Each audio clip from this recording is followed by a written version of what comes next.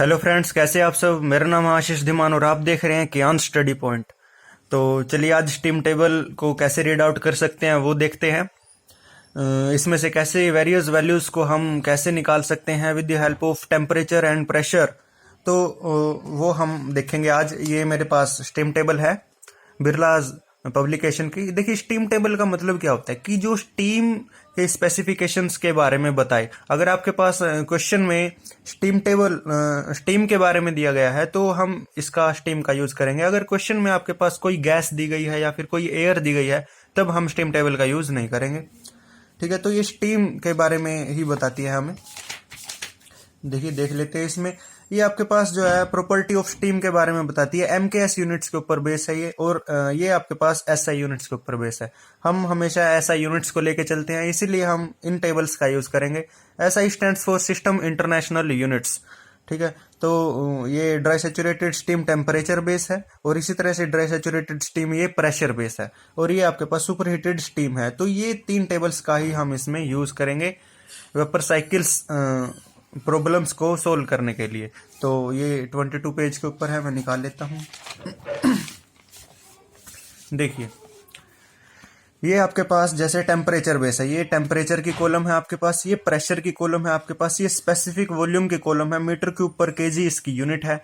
तो ये आपके पास देखिए वीएफ का क्या मतलब है। वीएफ का मतलब है फ्लूइड की जो स्पेसिफिक वॉल्यूम है। F stands for fluid. ठीक है, ये आपके पास है वीजी। वीजी मतलब specific volume of gas. Ji stands for gas या फिर वेपर हम इसको बोल सकते हैं। ठीक है, इसी तरह से ये एचएफ है, एंथैल्पी है आपके पास फ्लूइड की।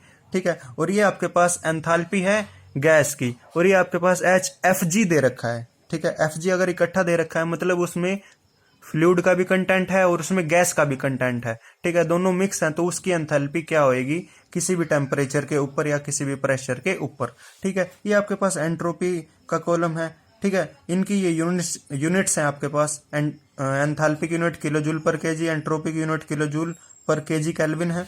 ठीक है, ये एस एफ है आपके पास, मतलब कि एंट्रोपी ऑफ फ्लूइड आपके पास, एंट्रोपी ऑफ गैस और एंट्रोपी ऑफ मिक्सचर। एफ मतलब फ्लूइड और गैस दोनों की एंट्रोपी है ये आपके पास इस तरह से आप रीड करोगे इसमें से।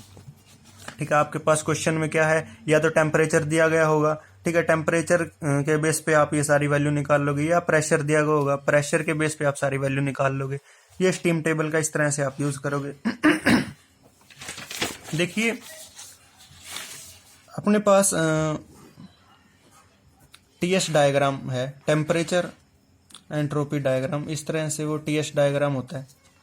ठीक है, तो देखिए मैंने बताया था आपके पास ये जो यहां से लेके यहां तक है, ये आपके पास जो है फ्लूइड लाइन होती है। मतलब इस लाइन के ऊपर जितना भी कंटेंट होगा वो फ्लूइड का होगा। मतलब जितना भी होगा आपके पास वाटर लाइन है, ये आपके पास वाटर होगा। और यहां से लेके ये यहां तक जितनी भी है ये आपके पास सेचुरेशन लाइन है, या मैं इसको बोल सकता हूं कि ये वेपर लाइन है। ठीक है, जितना भी कंटेंट होगा इस लाइन के ऊपर वो सारे का सारा वेपर होगा। इसका मतलब क्या होगा कि इस लाइन के ऊपर जितनी भी आपके पास एंथैल्पी है वो एच जी में होगी। ठीक है, और इस लाइन के ऊपर जितनी भी एंथैल्पी है वो एच एफ में होगी, enthalpy of fluid, enthalpy of gas. और इन दोनों के बीच में आपके पास क्या होगा, इन दोनों का मिक्सचर होगा। मतलब फ्लूइड भी होगा और गैस भी होगा। मतलब इन दोनों के बीच में जो एंथैल्पी होगी वो होगी एच एफ जी होगी। ठीक है, सिमिलर वे से आपके पास एंट्रोपी जो होगी वो एस एफ यहाँ पे होगी। इस लाइन के ऊपर एंट्रोपी एस एफ होगी, इस लाइन के ऊपर एंट्रोपी एस जी होगी, और इन दोनों के बीच में जो जितनी भी एंट्रोपी होगी वो होगी एस एफ जी होगी। ठीक है, अब अगर हमें यह निकालना है कि किसी स्पेसिफिक पॉइंट के ऊपर आपके पास एंट्रोपी क्या है, या किसी स्पेसिफिक पॉइंट के ऊपर आपके पास एंथैल्पी क्या है, तो कैसे निकाल सकते हैं। तो हम निकाल सकते हैं ड्राइनेस फ्रैक्शन की हेल्प से। देखिए ये ड्राइनेस फ्रैक्शन की वेरियस लाइंस होती हैं। ठीक है, ड्राइनेस फ्रैक्शन हमें पता है कि यहाँ पे 0 होता है लिक्विड लाइन के ऊपर, ड्राइनेस फ्रैक्शन यहाँ पे 1 होता है। ठीक है, सैचुरेशन या वेपर लाइन के ऊपर, और इन दोनों के बीच में 0.1 से 0.9 के बीच में लाई करता है वो। ठीक है, मतलब 0 से 1 के बीच में लाई करता है वो ड्राइनेस फ्रैक्शन आपके पास। ठीक है, ये एक्स से हम डिनोट करते हैं ड्राइनेस फ्रैक्शन को। ठीक है, तो ये फॉर्मूला यूज करेंगे हम। जैसे एच जी की वैल्यू निकालनी है। ठीक है, तो यहाँ से क्या आएगा, एच एफ प्लस में प्लस में एक्स एच एफ जी, ठीक है। इसी तरह से एस जी होएगा आपके पास कि एस एफ प्लस में x into S F G, ठीक है। ये फॉर्मूले आपके पास जो है ड्राइनेस फ्रैक्शन निकालने में या फिर एस जी की वैल्यू निकालने में आपकी हेल्प करेंगे।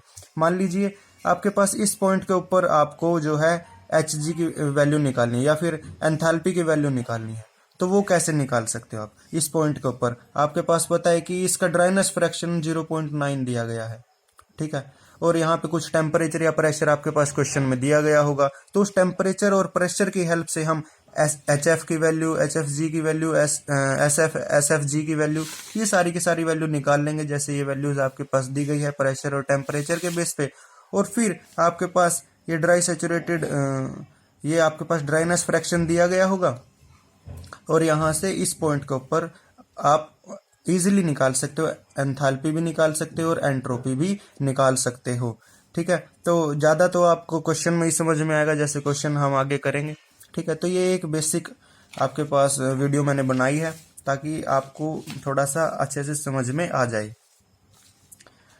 ठीक है। तो अगर मैं इसके बीच में कहीं भी एंथैल्पी या एंट्रोपी निकालना चाहूँगा तो उसके लिए ड्राइनेस फ्रैक्शन बहुत ज़रूरी है। मान लीजिए अगर 0.9 है ड्राइनेस फ्रैक्शन, तो इसका मतलब क्या है कि वो वेपर लाइन के बहुत ज़्यादा नज़दीक है, ठीक है। और उसमें 90% आपके पास वेपर है और 10% उसमें आपके पास जो है वाटर है, ठीक है। मतलब क्या है कि 90% तो उसमें वेपर है, क्योंकि 0.9 है, मतलब इसके बहुत ज़्यादा नज़दीक है। मतलब 90% उसमें वेपर है लेकिन 10% उसमें वाटर है, ठीक है।